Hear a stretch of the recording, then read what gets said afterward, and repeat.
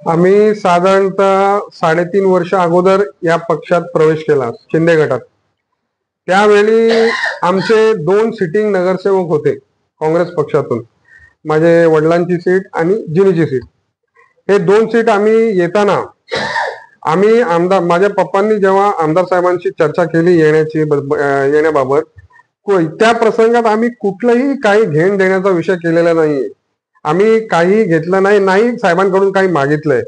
कुठल्याही हे लेनदेन विषय चर्चा न करता फक्त आणि फक्त प्युअरली काम करण्यासाठी पक्षात आम्ही येत आहोत.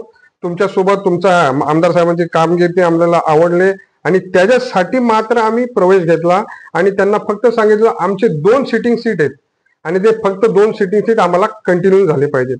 ह्याच्या व्यतिरिक्त आमची काही कुठली मागणी साहेबांकडे नव्हती. आणि त्याच्यामध्ये गाववाल्यांना, आपल्या काटरंग गाववासियांना एक छोटासा गैरसमज झालेला आहे. त्यांना आम्ही आजपर्यंत एवढं प्रसंग घडल्यावर, ज्ञानेश्वर पाटील असो, त्याचा भाऊ असो, माझे पर्सनल टच त्यांच्याशी आहेत, कॉन्टॅक्ट आहेत, तरी एकदाही मी कधी कोणालाही फोन करून विचारला नाही, बाबा तू असं का बोलला, हे असं काय करताय, आम्ही विचारलंच नाही. कारण त्याचा काय स्पेसिफिक एकदम आमचा त्यांचा काही ह्याच्यामध्ये हे प्रॉब्लेम नाही. आमचा जो काही कमिटमेंट होता आमदार साहेबांची होता. आमदार साहेबांनी दिलेल्या कमिटमेंटवर फक्त आम्हाला हे ठामपणे राहायचं होतं.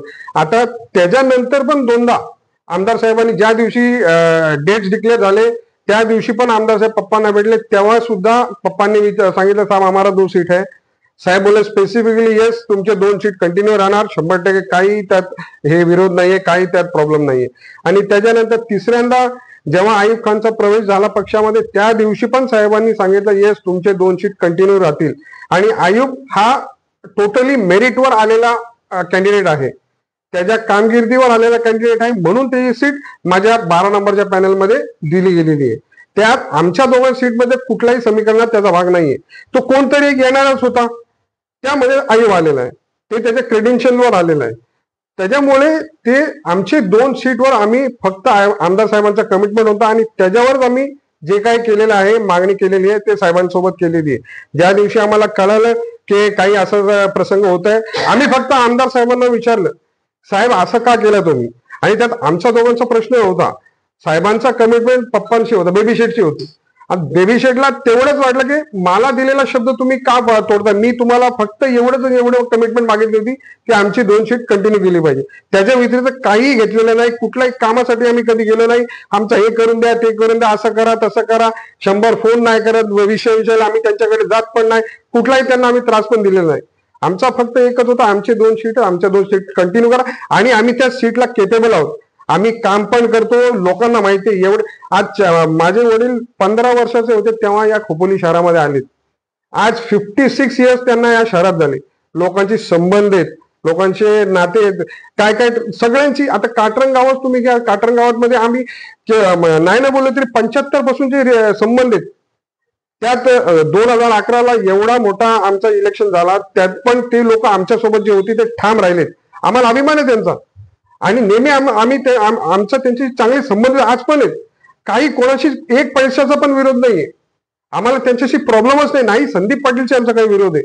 मी आमदार साहेबांचा हा विषय आमचा डिस्कस झाला की संदीपचा काहीच याच्यात चुकी नाहीये. संदीपचा फक्त तो गाववाल्यांना फक्त बोलायची संधी करून देतोय. तर संदीपचा आणि आमचा पण काय प्रॉब्लेम नाही, गाववाल्यांचा आमचा काय प्रॉब्लेम आहे.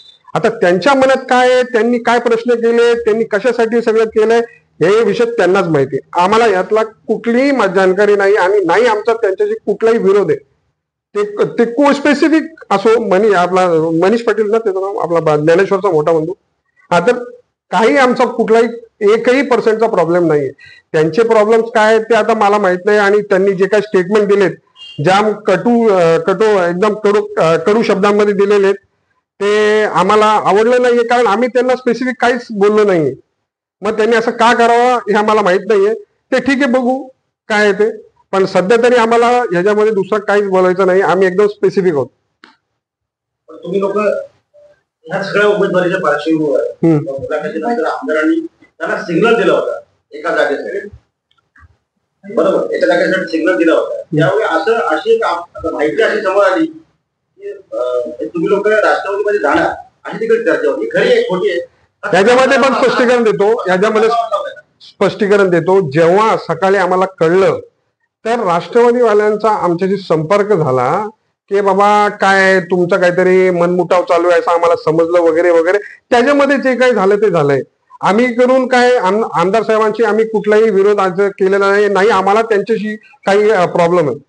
आम्ही आज पण त्यांच्या सोबतच आहोत आणि एकदम म्हणजे काही आम्हाला पर्सनली कुठलेही लेन देन गेनसाठी आम्ही काही केलेलं नाही. आज पण त्याच्यावरती स्पेसिफिक होत. तर त्यांच्या तिथं काय कमिटमेंट झाली काय केली आम्ही आज पण नाही विचारलं. आम्ही फक्त एवढंच केलं, बेबी शेठने एवढंच विचारले की बाबा साहेब तुम्ही मला दिलेला शब्द त्यात काही बदल होतोय का, तुमचा काही बदल झालाय का. साहेबांनी तेव्हा पण दिलेला स्पेसिफिक उत्तर तुम्हाला सांगतो. साहेब बोलले की शेठ मी काही बदल केलेला नाहीये, फक्त त्यांची मागणी आहे. आता सध्या सिच्युएशन अशी आहे की थोडं आपल्याला हँडल करायला लागेल म्हणून आम्ही डिले करतोय. याचा प्रूफ हे आहे की 17 तारखेची लास्ट डेटला 16 तारखेला संध्याकाळी एबी फॉर्म दिले सर्वांना. ते आमदार साहेबांचं प्लॅनिंग होतं की बाबा जेवढा मॅक्झिमम डिले करू शकतो ते करणार होते. तर आम्ही त्याच्यानंतर आम्हाला ते समजलं पटलं तर आम्ही ठीक आहे बोललो. पण आम्हाला फक्त त्या मुवमेंट पर्यंत फक्त आणि फक्त आमदार साहेबांच्या शब्दावर आमचा विश्वास होता आणि पप्पांना दिलेला शब्द त्याच्यावरती विश्वास होता आणि त्याच्यामुळेच आम्ही थांबलो.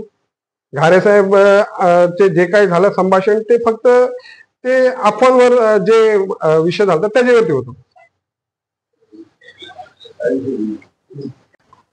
मी ते ऐकलं श्वेताताईंनी जे स्टेटमेंट दिली ते बाहेरच्या लोकांना कशाला संधी द्यावी, बाहेरच्या लोकांना कशाला इथं यायला पाहिजे वगैरे वगैरे त्यांनी जे बोललं ते मला ऍक्च्युली मनाला ठेस पोचण्यासारखी बात आहे आणि ठेस पोचलेच.